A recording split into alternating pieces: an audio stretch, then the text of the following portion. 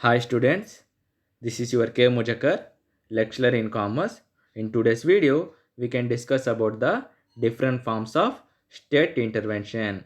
Before going to discuss this video, till now, who have not yet subscribed my channel, please subscribe my channel in order to get more updates and also share to your friends. Due to sharing, your friends may also get benefited. Okay, majorly there are three forms of state intervention. Ante, what are the major forms of state intervention we can discuss detailedly in this video. Okay, what is the first form of state intervention?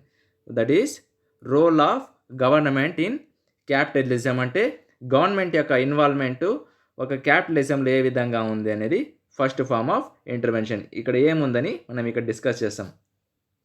Under capitalism all factories and other productive resources are controlled by individuals and private firms అంటున్నాడు. అంటే ఏమి ఇక్కడ మనకు తెలిసిందే, capitalism అంటే automatic ఏమి అన్ని factors of production, all factors of production like land, labour, capital, organisation, all factors of production ఎవరు కంట్రోల్ చేస్తారంటే ప్రైవేట్ వాళ్ళ చేతుల్లో ఉంటుంది అన్నాడు. అంటే క్యాపిటలిజమే కంట్రోల్ చేసుకుంటుంది అనమాట. మేజర్గా మనకు తెలిసిందే there are three types of economic system. ఏవి? Capitalism, socialism and mixed economic system. Based on the resources, each country chosen different forms of or different types of economic system. కొన్ని కంట్రీస్ ఏం చూస్ చేసుకున్నాయి? Capitalism చూస్ చేసుకున్నాయి. కొన్ని countries ఏమో socialism చూస్ చేసుకున్నాయి. మనలాంటి India ఏమో ఏం చూస్ చేసుకునిందంటే మిక్స్డ్ ఎకనామిక్ సిస్టమ్ అనేది చూస్ చేసుకునింది. Okay, it's fine. ఓకే, ఇక్కడ దాని యొక్క గవర్నమెంటు క్యాపిటలిజంలో ఏ విధంగా ఉందనే కదా మనం డిస్కస్ చేస్తున్నాము. ఇక్కడ మనం చెప్పుకున్నట్టు అన్ని ఫ్యాక్టరీస్ కానీ అన్ని ప్రొడక్టివ్ రిసోర్సెస్ కానీ ఎవరి చేతుల్లో ఉంటుందంటే ప్రైవేట్ వాళ్ళ చేతుల్లో ఉంది. దాని యొక్క మెయిన్ ఆబ్జెక్టివ్ ఏమి ప్రైవేట్ వాళ్ళ చేతుల్లో? To earn profits. అవునా కదా? ఇప్పుడు వాళ్ళు ప్రైవేట్ వాళ్ళు ప్రజలకి ఏం కావాలి, వాళ్ళ శ్రేయస్సు కోసం ఏమైనా ఆలోచిస్తుందా? పూర్ పీపుల్ ఉన్నారు, రిచ్ పీపుల్ ఉన్నారు అనే విధంగా ఆలోచిస్తుందా? లేదు. వాళ్ళ యొక్క మెయిన్ ఆబ్జెక్టివ్ ఏమి? ప్రాఫిట్స్ రావాలి. అవునా కదా? అందుకని మేజర్గా క్యాపిటలిజం మొత్తం ఫ్యాక్టర్స్ ఆఫ్ ప్రొడక్షన్ వాళ్ళ చేతుల్లో ఉంటుంది. వాళ్ళ యొక్క మెయిన్ మోటో ఏమిటంటే ప్రాఫిట్. ఓకే, ఇక్కడ what to produce, how to produce and for whom to produce are determined by the demand and supply and market mechanism. ఇప్పుడు పూర్తిగా మనం ఇక్కడ డిస్కస్ చేసేదేమి, ఇక స్టేట్ ఇంటర్వెన్షన్ ఒక బిజినెస్లో ఏ విధంగా ఉంది అనే కాన్సెప్టే కదా మనం డిస్కస్ చేస్తున్నాము. ఇప్పుడు స్టేట్ ఇన్వాల్వ్మెంట్ అనేది అన్ని చోట్ల ఉంది. గవర్నమెంట్ ఇన్వాల్వ్మెంట్ అనేది అన్ని ఆస్పెక్ట్స్లో అన్ని యాక్టివిటీస్లో ఉంటుంది. అవునా కదా? ఇప్పుడు ఫర్ ఎగ్జాంపుల్ మనలాంటి మిక్స్డ్ ఎకనామిక్ సిస్టంలో అన్ని చోట్ల ఇన్వాల్వ్మెంట్ ఉంటుంది. కాకపోతే ఇక్కడ మనము బిజినెస్ గురించి డిస్కస్ చేస్తున్నాం కాబట్టి role of intervention in business కాబట్టి ఇక్కడ కేవలము ఆ యొక్క గవర్నమెంట్ యొక్క ఇన్వాల్వ్మెంట్ కేవలం బిజినెస్ పార్ట్ ఆఫ్లోనే డిస్కస్ చేస్తాం. ఓకే, ఇక్కడ మేజర్గా కన్స్యూమర్స్కి మనము గూడ్స్ అనేది తయారు చేస్తుంటాం కదా. కన్స్యూమర్స్కి మనం ఏం చేస్తూ అంటాము? Whether it may be private firms or whether it may be public firms or whether it may be ఏ ఫార్మ్స్ అయినా కానీ ఏ ఇండస్ట్రీస్ అయినా కానీ దాని యొక్క ముఖ్య బాధ్యత ఏమి?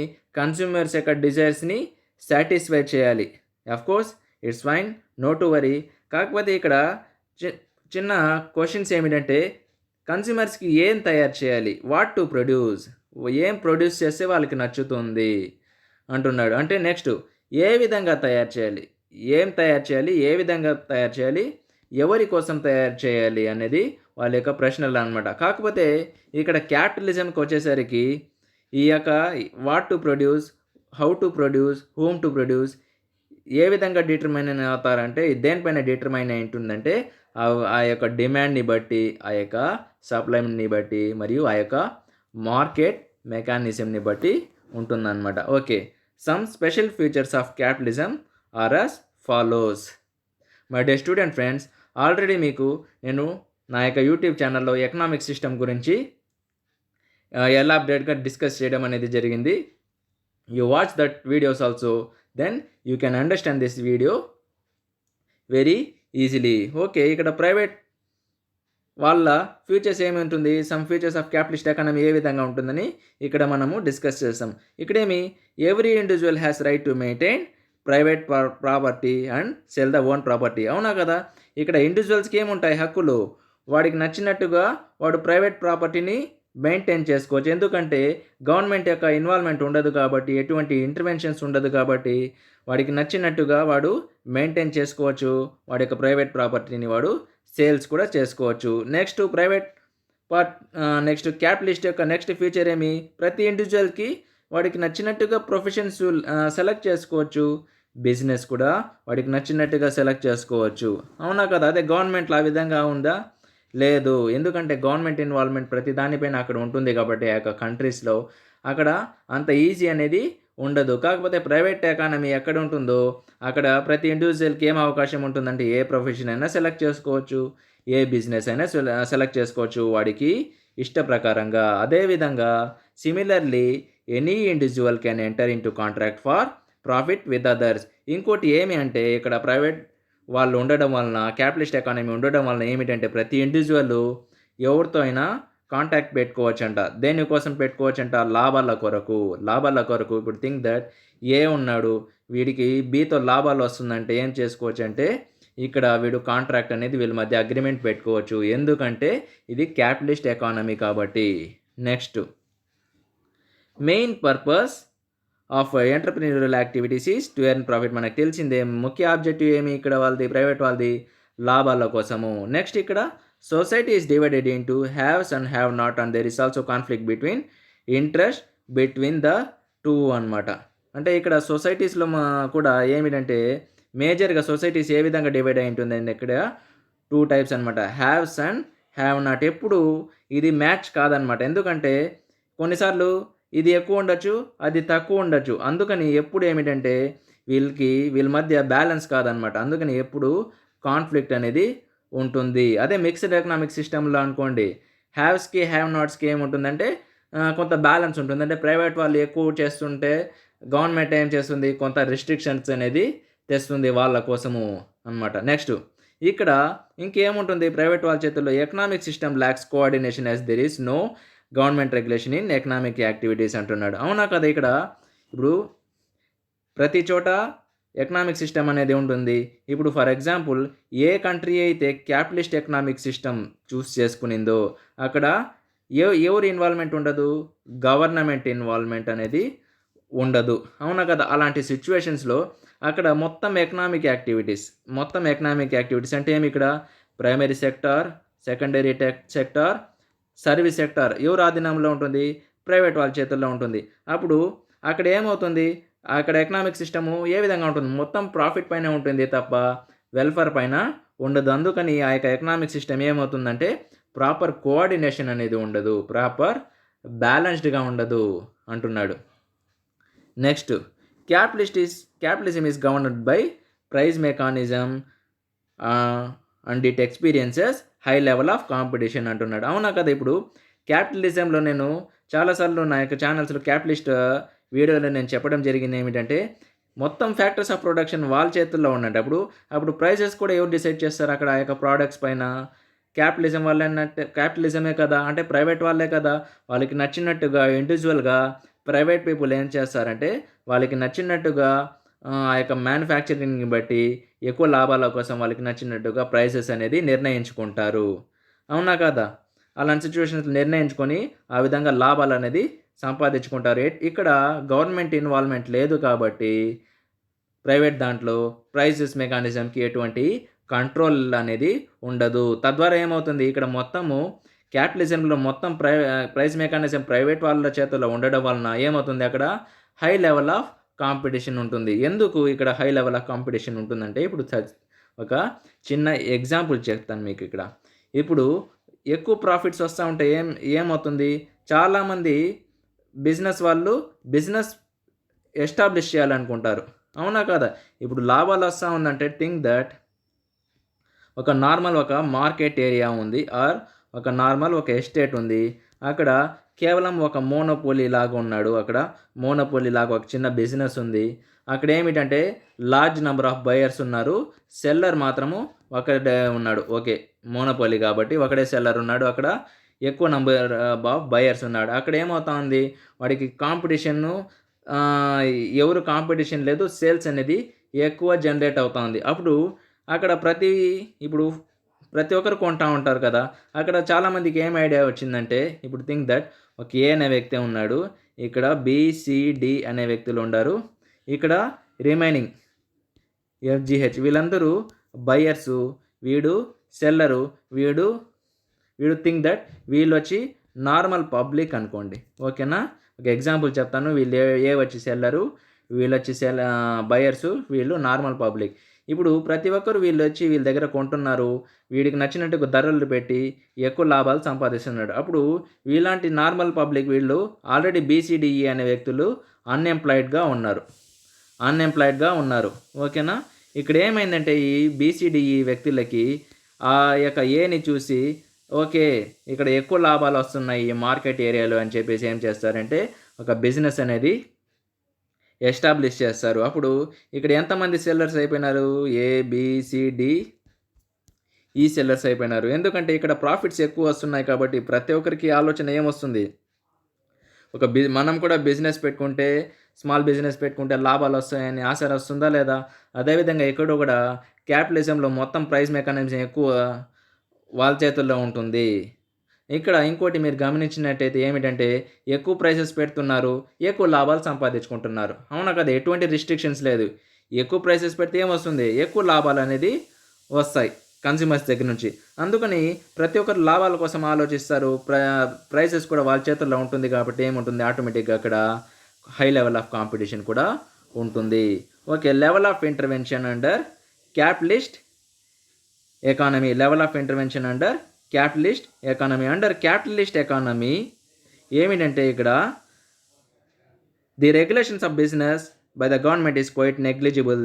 There are some areas or limitations under which the government is generally forced to intervene in business activity. The level of intervention is necessary to maintain continuity and dynamism in defense for protecting the existence of the country and economic system. Okay, మొట్టమొదటిగా మనం ఏం చెప్పుకున్నాము? Form 1లో ఏమన్నాము? మనం heading ప్రకారం ఏమన్నాము? Government intervention in capitalism అన్నాం. Government intervention in capitalism అని చెప్పుకున్నాం. Okay, ఇక్కడ మీకు దానికి సంబంధించి కన్క్లూజన్ అనేది ఇక్కడ మీకు దొరుకుతుంది. చూడండి, ఇక్కడ ఏమంటున్నాడు? క్యాపిటలిస్ట్ ఎకానమీలో మొత్తం యొక్క గవర్నమెంట్ యొక్క రూల్స్ అండ్ రెగ్యులేషన్స్ ఎటువంటిది ఉండదని చెప్పుకున్నాం.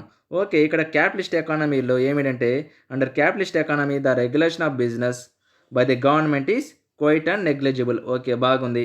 మనకు తెలిసిందే ఒక క్యాపిటలిస్ట్ ఎవరైతే ఏ కంట్రీ అయితే క్యాపిటలిస్ట్ సిస్టమ్ ఫాలో అవుతుందో అక్కడ వాళ్ళ యొక్క బిజినెస్లో గవర్నమెంటు ఏ విధంగా ఉంటుంది? నెగ్లిజిబుల్గా ఉంటుంది. అంటే ఎటువంటి ఇన్వాల్వ్మెంట్ ఉండదు. అందుకని అక్కడ ఏముంటుంది? There are some areas or limitations under which government is generally forced to intervene in business activities అంటున్నాడు. కాకపోతే there are some limitations or areas under which government is generally forced to intervene in business activity. Okay, కొన్ని limitations ఉన్నాయి అక్కడ వరకు. The level of intervention is necessary to maintain continuity. కాకపోతే ఒకవేళ ప్రాపర్గా level of intervention government intervention లేకపోతే ఏమవుతుందంటే economic యాక్టివిటీస్లో కోఆర్డినేషన్ ఉండదు. ఆ ఎకనామిక్ సిస్టమ్ ఏమవుతుందంటే బ్యాలెన్స్ తప్పడం అనేది జరుగుతుంది. ఇప్పుడు ఫర్ ఎగ్జాంపుల్ నేను చిన్న ఎగ్జాంపుల్ మీకు చెప్తాను. ఇక్కడ ఏమిటంటే ఇప్పుడు ఒక think that one next country ఏం చేస్తుందంటే క్యాపిటలిస్ట్ సిస్టమ్ ఫాలో అవుతుంది. ఇక్కడ ఏ రూల్స్ అండ్ రెగ్యులేషన్స్ ఉంటుంది? మొత్తము ప్రైవేట్ వాళ్ళ చేతుల్లో ఉంటుంది. అంటే ఆ కంట్రీలో గవర్నమెంట్ లేనట్ట మీనింగు లేదు. అక్కడ ప్రతి కంట్రీలో గవర్నమెంట్ ఉంటుంది, ప్రతి కంట్రీలో ప్రైవేట్ ఉంటుంది. కాకపోతే మోస్ట్ ఆఫ్ ది క్యాపిటలిస్ట్ ఉండే చోట ప్రైవేట్ వాళ్ళదే ఉంటుంది. కాకపోతే అక్కడ గవర్నమెంట్ ఇన్వాల్వ్మెంటు చాలా తక్కువ ఉంటుంది. కాకపోతే క్యాపిటలిస్ట్ ఎకానమీలో ఏమిటంటే కొద్దిగా పాటిగా ఇంటర్వెన్షన్ ఉంటుంది అని నేను చెప్తున్నాను కదా. ఇప్పుడు 90% ప్రైవేట్ వాళ్ళంటే 10% అక్కడ సోషలిస్ట్ ఇంటర్వెన్షన్ అనేది ఉంటుంది ఆ యొక్క క్యాపిటలిస్ట్ కంట్రీస్లో. కాకపోతే అక్కడ ఏమిటంటే ఆ యొక్క లెవెల్ ఆఫ్ ఇంటర్వెన్షన్ ఏ విధంగా ఉండాలంటే కంటిన్యూటీగా ఉండాలి. వాళ్ళు ఏం చేయాలంటే గవర్నమెంట్ యొక్క మెయిన్ బాధ్యత ఏమి? ఆర్డర్స్ పాస్ చేస్తుండాలి, రెగ్యులేషన్స్ అనేది మెయింటైన్ చేస్తుండాలి. అందుకని ఆ యొక్క వాళ్ళ యొక్క మెయిన్ ఇంటర్వెన్షన్ ఏమిటంటే అక్కడ ఉండే గవర్నమెంట్ రెస్పాన్సిబిలిటీ ఏమిటంటే to maintain continuity and dynamism. దేంట్లో? డిఫెన్స్లో. అవునా కదా? ప్రతి కంట్రీకి ఆర్మీ అనేది మెయినా కదా, డిఫెన్స్ అనేది మెయినా కదా ఆ యొక్క కంట్రీని సేఫ్ గార్డ్ చేయడానికి. అందుకని అక్కడ మాత్రం ఏం చేస్తుందంటే గవర్నమెంట్ మాత్రం కొద్దిగా ఇన్వాల్వ్మెంట్ తీసుకొని కంటిన్యూటీ అనేది మెయింటైన్ చేస్తుంది, డైనమిజం అనేది మెయింటైన్ చేస్తుంది. దేంట్లో మెయింటైన్ చేస్తుంది? డిఫెన్స్లో. ఎందుకంటే for protecting the existing of country and economic system అంటున్నాడు. ఓకే, ఇక్కడ the rational of capitalist economy are as follows. ఏమని ఇక్కడ చూస్తాం, regulatory and controlling framework is necessary to establish coordination in industrial development process అంటున్నాడు. ఇక్కడ government ఏ విధంగా కొద్దిపాటిగా intervention capitalist ఎకానమీలో ఏవంటే, ఎందుకంటే అది ఏం చేస్తుందంటే రెగ్యులేటరీ చేస్తుంది, ఆ యొక్క కంట్రోలింగ్ ఆ యొక్క ఫ్రేమ్వర్క్ని ఏం చేస్తుందంటే కంట్రోల్ చేస్తూ ఉంటుందన్నమాట. ఎందుకంటే ప్రాపర్ కోఆర్డినేషన్ మెయింటైన్ చేయడానికి. ఇప్పుడు నేను ముందుగానే మీకు చెప్పినాను, క్యాపిటలిస్ట్ ఎకనామీలో ఏముంటుంది, మొత్తం ఎకనామిక్ యాక్టివిటీసు వాళ్ళ చేతుల్లో ఉండడం వలన ఏమవుతుందంటే ప్రాపర్గా ఎకానమీ అనేది బ్యాలెన్స్లో ఉండదు. అందుకని గవర్నమెంట్ కొద్దిగా పాటిగా ఇంటర్వెన్షన్ తీసుకొని ఏం చేస్తుందంటే కోఆర్డినేషన్ మెయింటైన్ చేస్తుంది ఇండస్ట్రియల్ డెవలప్మెంట్ ప్రాసెస్లో. Next, government ownership over industries under defence sector is necessary as these industries are directly related with safety and sovereignty of the country. Government యొక్క ఇంటర్వెన్షన్ అన్ని బిజినెసెస్లో ఉండదు. ఇక్కడ క్యాపిటలిస్ట్ ఎకానమీలో గవర్నమెంట్ యొక్క intervention అన్ని బిజినెసెస్లో ఉండదు. 10% అని నేను అజంప్షన్ ప్రకారం చెప్పుకున్నట్టు డిఫెన్స్లో మాత్రం వాళ్ళ యొక్క అధికారాన్ని తీసుకుంటారు గవర్నమెంట్. ఎందుకంటే ఆ యొక్క డిఫెన్సే కదా మెయిన్. అందుకని అక్కడ మ్యానుఫ్యాక్చరింగ్ చేసే అన్ని ఏదైనా సరే ఏమవుతుందంటే మొత్తం వాళ్ళ చేతుల్లో ఉంటుంది. ఎందుకంటే అదే కదా directly related to the safety and sovereignty of the country. అందుకని చెప్పేసి next, the government intervention is needed to ensure maximum and profitability utilisation of economic resources for the economic development of the country. అందుకని government యొక్క intervention అక్కడ ఏం చేస్తుందంటే మ్యాక్సిమంగా ఉండేటట్టు, next profitable utilisation of economic resources. ఇంకోటి నేను చెప్పుకున్నట్టు మొత్తం యొక్క ఎకనామిక్ రిసోర్సెస్ ఆ యొక్క ప్రైవేట్ వాళ్ళ చేతుల్లో ఉంటే వాళ్ళు ఏం చేస్తారంటే ఎక్స్ప్లాయిట్ చేయడానికి ప్రయత్నిస్తారనమాట. అందుకని ప్రాపర్గా యూటిలైజ్ చేసుకోరు. మొత్తం రిసోర్సెస్ ఏమవుతుందంటే వేస్టేజ్ అయిపోతుంది. ఎందుకంటే వాళ్ళకి ఫుల్ రైట్స్ ఉంటాయి కాబట్టి. కాకపోతే గవర్నమెంట్ ఏం చేస్తుందంటే కొద్దిపాటికి ఇంటర్వెన్షన్ తీసుకొని ఆ యొక్క రిసోర్సెస్ని ప్రాఫిటబుల్గా యూటిలైజ్ అయ్యేటట్టు చూస్తుంది. ఎందుకంటే for the economic development of the country. Next ఏం చేస్తుంది, government always try to control the ownership of the public utilities and industries of monopolistic nature as to avoid exploitation of a public or large. అంటే ఏమిటంటే ఇప్పుడు for example private వాళ్ళ చేతుల్లో మొత్తం ఉందంటే, ఇప్పుడు యూఎస్ డెవలప్డ్ కంట్రీ, రష్యా నేను నార్మల్గా చెప్తున్నాను కంట్రీసు. ఇప్పుడు రష్యా అనుకోండి, సెవరల్ కంట్రీస్ ఉన్నాయి, జర్మనీ ఉన్నాయి, ఇప్పుడు జపాన్ కూడా ఉన్నాయి. ఇక్కడంతా అందరూ రిచ్ పీపుల్ ఉన్నట్టే నా మీనింగ్, పూర్ పీపుల్ ఉండదా? కంపల్సరీ ప్రతి చోట పూర్ పీపుల్ అనేది ఉంటుంది మన యొక్క వరల్డ్. అందుకని ఏం చేస్తుందంటే అలాంటి వాళ్ళని మోనోపోలిస్ట్ని ఏం చేస్తుందంటే కొద్దిగా పాటిగా రూల్స్ అండ్ రెగ్యులేషన్స్ గైడ్ చేసి ఏం చేస్తుందంటే కొద్దిగా పాటిగా ప్రొటెక్ట్ అనేది చేస్తుంది. అందుకని government always try to control the ownership of public utilities and industries of monopolistic nature as to avoid exploitation of public at large. Besides, it also ensures judicious distribution of economic power and wealth of the country. Thanks for watching.